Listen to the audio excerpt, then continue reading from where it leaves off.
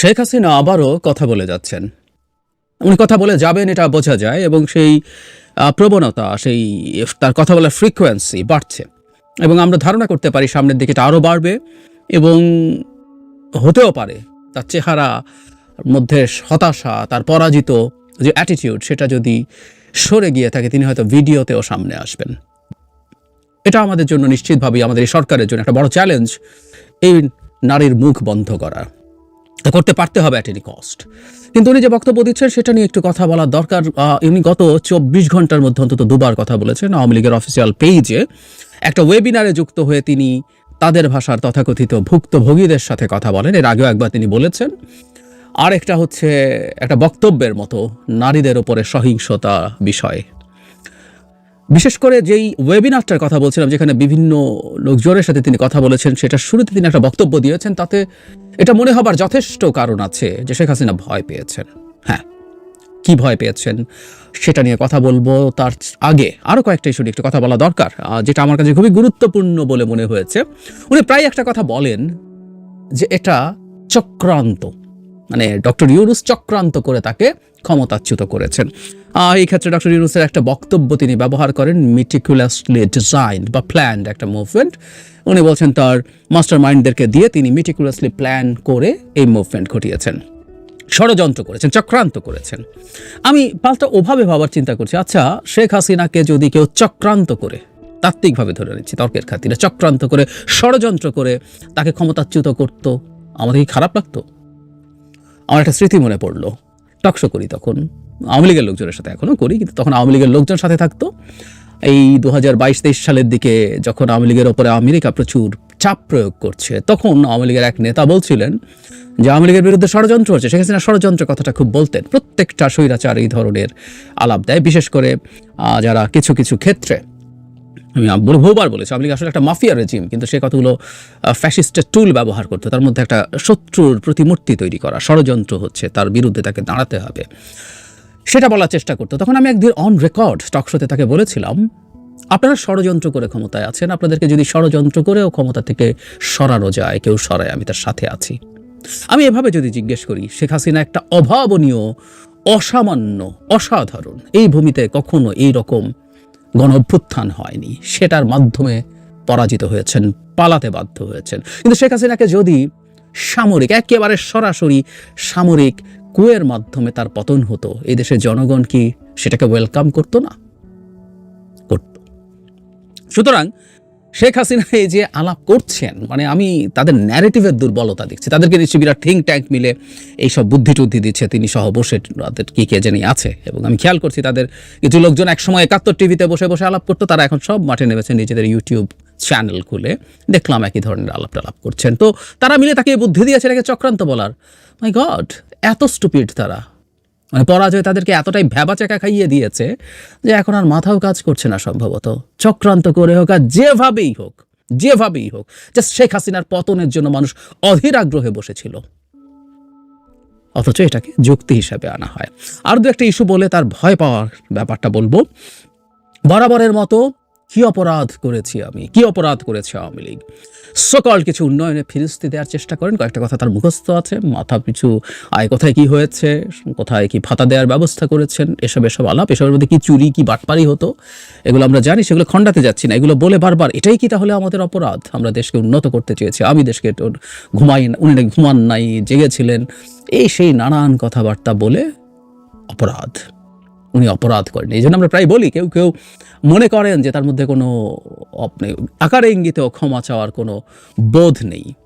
যিনি অপরাধী করেননি তার ক্ষমা চাওয়ার বোধ থাকবে। রাদার তার ভাষ্য মতে, আমি ভিডিওটা কমেন্টে দিয়ে দেব,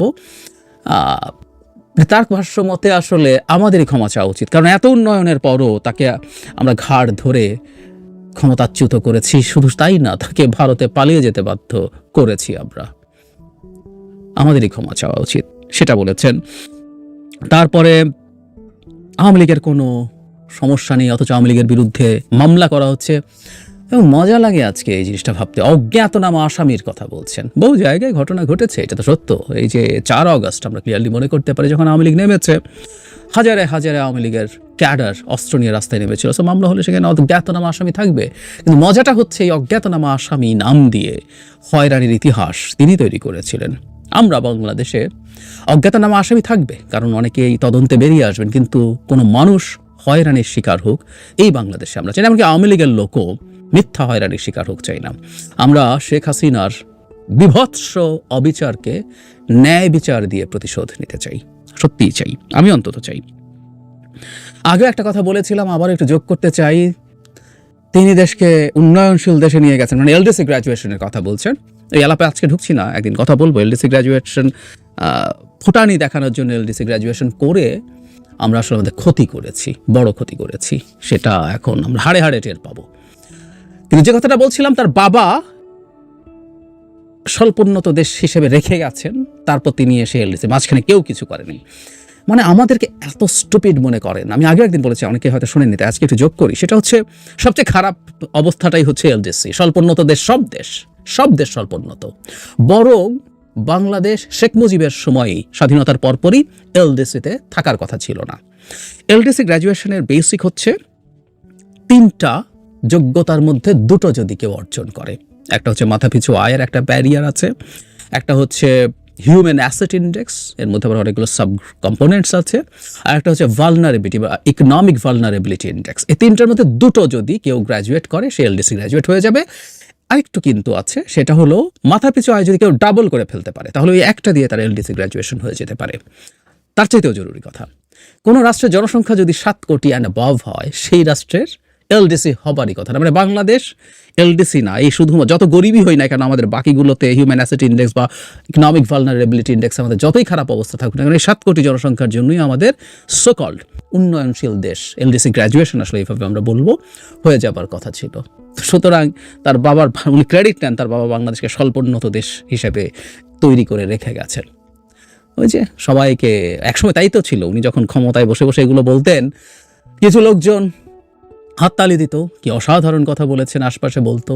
এখন উনি মনে করছেন একই কথা বলে পার পাওয়া যাবে, এবং খুব অবিশ্বাস্যভাবে, মানে আমি নিজেও আসলে জানি না, তার এই ন্যারেটিভ এই দেশের জনগণ মুহূর্তে ঘৃণা ভরে প্রত্যাখ্যান করে, কিন্তু তার দলের লোকজনও কি এই ন্যারেটিভ খায় আমি আসলে জানি না। তিনি তো আসলে এই বক্তব্য দিচ্ছেন মূলত তার দলের লোকজনকে চাঙ্গা রাখতে, এবং কেউ কেউ ধারণা করেন, আমার কাছে এটা যৌক্তিকও মনে হয়, তিনি কথা বলছেন মূলত তাকে বাদ দিয়ে বাংলাদেশে আওয়ামী লীগ যারা আছেন, কারণ তিনি এবং টপ লিডার্স, মধ্যপর্যায়ের নেতা সহ সব তো ভারতে পালিয়ে আছেন।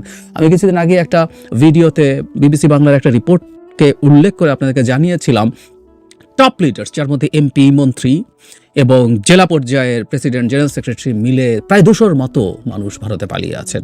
আর মধ্যপর্যায় সহ উপজেলা লেভেলের নেতা ধরলে 1000 নেতার, তাদের কর্মী হিসাব করলে তো হাজারে হাজারে। সুতরাং এই মুহূর্তে বাংলাদেশে কেউ আওয়ামী লীগকে করে ফেললে, আওয়ামী লীগের নেতৃত্ব নিয়ে কিছু করে ফেললে কি না, সেই ঝুঁকিতে সম্ভবত তিনি কথা বলছেন। কিন্তু এই বয়ান দিয়েও কি তিনি পারবেন জনগণের সাথে কানেক্ট করতে, তার লোকজনের সাথে? I really don't know. এবার যে কথাটা বলছিলাম, আসলে যেটা হয়েছে এটা ফ্যাক্ট, যে দীর্ঘদিন পুলিশ দিয়ে পিটিয়ে, গুম করে, হত্যা করে, নির্যাতন করে, মামলা দিয়ে, প্রশাসনকে দিয়ে দুর্নীতি করিয়ে, ব্যবসায়ীদেরকে দিয়ে দখল রেখে ভারতের এবং ভারতের সরকারের সহায়তা নিয়ে ক্ষমতায় থাকতে গিয়ে জনগণের সাথে কিভাবে কমিউনিকেট করতে হয়, জনগণকে কিভাবে ম্যানেজ করতে হয়, কনভিন্স করতে হয়, এই স্কিলগুলোই তাদের শেষ হয়ে গেছে। এবার শেখ হাসিনার ভয় পেয়েছেন কিনা সেই প্রসঙ্গে আসবো। আমার মনে হয়েছে এটার কারণ আমি বিশ্বাস করি জাতিসংঘের যে report, and she try to address, কারণ এটাও আবারও বলছি, ভয়টা তিনি প্রকাশ করে ফেলেন, কিন্তু এই আশ্বস্ত করার চেষ্টা এক ধরনের, সেটা করেছেন মূলত তার কর্মীদেরকে আশ্বস্ত করার জন্য। একটা জায়গায় তিনি বলছেন যে 14 তারিখ পর্যন্ত কোনো সমস্যা হয়নি, ইচ্ছে মতো মুভমেন্ট গেছে, পুলিশ কোনো অ্যাকশন নেয়নি। পরে যখন পুলিশকে মারতে থাকলো তখন পুলিশ তার স্টেপ নেওয়া শুরু করেছে। তিনি একটা জায়গায় বলছেন, আমি তাকে কোট করছি, পুলিশকে মারবে, পুলিশকে পা বেঁধে ঝুলিয়ে দেবে ফ্লাইওভারের ওপরে, আর পুলিশ দাঁড়িয়ে দাঁড়িয়ে দেখবে। পুলিশের কাজের নিয়মই আছে কখন কি করতে হবে, এটা একেবারে নিয়মের মধ্যে আছে, এখানে কারো হুকুমের প্রয়োজন হয় না। এই হচ্ছে মূল জায়গাটা, হুকুমের প্রয়োজন হয় না। শেখ হাসিনা হুকুমে, পরিকল্পনায়, কোঅর্ডিনেশনে, সুপারভিশনে এই হত্যাকাণ্ড হয়েছে, এই বর্বরতা হয়েছে, এই মানবতা বিরোধী অপরাধ হয়েছে। এটা জাতিসংঘের মানবাধিকার হাই কমিশনের যে রিপোর্ট, সেই রিপোর্টে ক্লিয়ারলি বলা আছে। আমি ধারণা করি এটাই শেখ হাসিনাকে ভীত করে তুলছে। কারণ এটা তো ডক্টর ইউনূসকে বকাঝকা দিয়ে তার নিজ স্বার্থে এটা করেছে এভাবে বললে চলবে না। কারণ এই রিপোর্টটা খুবই চমৎকার একটা নিউট্রাল পয়েন্ট অফ ভিউ থেকে, কারণ সেই রিপোর্টেই 5 তারিখের পর থেকে এই দেশে মানে 15 আগস্ট পর্যন্ত যা যা ঘটেছে সেটারও নির্মোহ অ্যানালিসিস আছে, নির্মোহ উল্লেখ আছে। এমনকি শেখ হাসিনার দলকে যখন বাংলাদেশে নিষিদ্ধ করার শক্ত দাবি উঠছে বিভিন্ন দিক থেকে, সেখানে তারা এই দলকে নিষিদ্ধ না করার পক্ষে কথা বলছেন। So it was a very balanced report, যেখানে আসলে যতটা সম্ভব যথেষ্ট সম্ভব নিউট্রালিটি রেখে কথা বলা হয়েছে। সেখানে এখন যখন এটা বলা হয়, শেখ হাসিনা এখন বলতে চাইছেন যে পুলিশ তার নিজের সিস্টেম আছে, আইন আছে, কী কী করতে হবে, সুতরাং যাবতীয় হত্যাকাণ্ড সহ যা যা কিছু পুলিশ করেছে সব নিজে করেছে, হুকুম দেয়নি। কিন্তু শেখ হাসিনা মাথা কাজ করছে না আসলে, সেটাও খুব ইন্টারেস্টিং। ওই যে বলছিলাম পরাজয় তাকে এমন করেছে 7 মাস পরে উনি ট্রমা থেকে বেরিয়ে আসতে পারবেন না ফরএভার, উনি যতদিন বেঁচে থাকেন। ওনার আয়ু আরও বাড়ুক, উনি প্রতিদিন মৃত্যুর স্বাদ গ্রহণ করুন। কারণ ক্ষমতায় থেকে যাচ্ছে তাই করাই হচ্ছে তাদের কাছে জীবন এবং বেঁচে থাকা। সেটা যখন করতে পারছেন না, এটা মৃত্যুর চেয়েও জঘন্য ব্যাপার। তিনি যখন বলছেন পুলিশই সব করেছে নিজের সিদ্ধান্তে, তার মানে এই যে হত্যাকাণ্ড, এমনকি পুলিশই যে অ্যাকশন শুরু করেছে এটা উনি বলছেন। আমার পরে বলছেন মুগ্ধ সহ কয়েকজনের নাম বলে, এদের ডেড বডি বের করে আনা দরকার কবর থেকে, যারা শহীদ হয়েছেন ময়না তদন্ত করা দরকার, কারণ এগুলো নাকি আবার পুলিশের গুলিতে মারা যায় না। মানে এই কিছুক্ষণ আগে এটা বললেন, পরে আবার এটা বলছেন, মাথাটা গেছে তার। ওই যে বললাম এতটাই খারাপ অবস্থা। সো তার ইন্টারপ্রিটেশন একই পুরনো একই কথা বারবার ক্রমাগত বলাটাও যে বোরিং শোনায় সেটা তিনি জানেন না, এবং এভাবে অন্তত তার দলের লোকের সাথে কমিউনিকেট করা যাবে বলে মনে করি না। তাদের স্কিল ডেভেলপ করতে হবে নতুন করে। এতদিন যা বলেছেন আর যা বলে হাততালি পাওয়া গেছে, এটা ডিফারেন্ট সিচুয়েশন। তার পাশে দাঁড়িয়েও যে লোকটা হাততালি দিত, সেও কোনো না কোনো প্রয়োজনে এমপি হবে, মন্ত্রী হবে, ব্যবসা পাবে, সাংবাদিক হলে একটা প্লট পাবে, বিদেশে যাওয়ার সঙ্গী হবে, কোনো একটা পদে বসবে, এসব কারণে এসব করেছিল। একই ন্যারেটিভ নিয়ে তার মাঠে আছেন। যাই হোক, এটা খুব ক্লিয়ার, সেটা হচ্ছে তিনি ভয় পেয়েছেন আমাদের এই ব্যাপারটা, বিশেষ করে জাতিসংঘের এটা নিয়ে আমাদের হাতে অস্ত্র যেটা উঠলো সেটা হচ্ছে জাতিসংঘের এই রিপোর্টটা আমাদের নিজ উদ্যোগে যত বেশি দেশে, আমাদের দেশে থাকা যে বিভিন্ন দেশের দূতাবাস আছে সেখানে তো এইগুলো নিয়ে বিস্তারিত কথা, এবং বাংলাদেশ সরকারের পক্ষ থেকে বা বাংলাদেশের পক্ষ থেকে ইন্টারন্যাশনাল মিডিয়াতে, ইন্টারন্যাশনাল বিভিন্ন ফোরামে এই রিপোর্টটাকে খুবই গুরুত্ব দিয়ে তুলে ধরা দরকার। এটা যত তুলে ধরা হবে শেখ হাসিনার উপর সেই চাপটা তত বেশি আসতে থাকবে। এবং আমি বারবার বলেছি, শেখ হাসিনার বক্তব্যে আসলে আমাদের লাভ হয়, কিন্তু শেখ হাসিনার বক্তব্য বন্ধ করতে পারা নিয়ে ভারতের মাধ্যমে একটা মেসেজ শেখ হাসিনা পর্যন্ত পৌঁছা দরকার। এটা এখন একটা লড়াইয়ের মতো হয়ে গেছে, এটাতে আমাদের জেতা উচিত। এটার জন্য আমাদের যত পদক্ষেপ নেওয়া দরকার তত পদক্ষেপ নিতে চেষ্টা করা দরকার। এটা আসলে ওই জায়গায় চলে গেছে, কারণ তার দলেরও যেসব বর্বররা আছেন, আমি গত 2 দিন আগে একটা ভিডিওতে বলেছিলাম যে শেখ হাসিনার সেই অডিও, এটা আমরা জানতাম উনি কি করেছেন, কিন্তু অডিও শোনার পরও, তার বর্বরতার সার্টিফিকেট দেখার পরও যারা শেখ হাসিনাকে সমর্থন করেন তারা তার মতোই বর্বর, একেবারে অসভ্য বর্বর তারা। আমি শব্দগুলো হয়তো হার্শ শোনায়, আমাকে অনেকে লিখেছেন আমি এই ধরনের ভাষা কেন ব্যবহার করছি। আমি আসলে কোতালকে কোতাল বলা দরকার, তিনি তাই। সো তাদের কাছেও এই মেসেজটা যেতে হবে যে তাদের প্রভু ভারত শেখ হাসিনার পেছনে দাঁড়ানো থেকে সরছে। এই চাপ আমাদের চালিয়ে যেতে হবে। আমরা সফল হবো কিনা জানি না, ভারতও এটা তার ইগোর জায়গা থেকে ধরবে, কাজ করবে, কিন্তু আমাদের এই প্রচেষ্টা চালিয়ে যেতে হবে। আমি আশা করি সরকার সেই চেষ্টা করবেন, এবং আমি মনে করি শেখ হাসিনাকে আরও ভয় পাইয়ে দেওয়া যাবে, এবং এই ভয় ক্রমাগত পাওয়ানো গেলে ভারত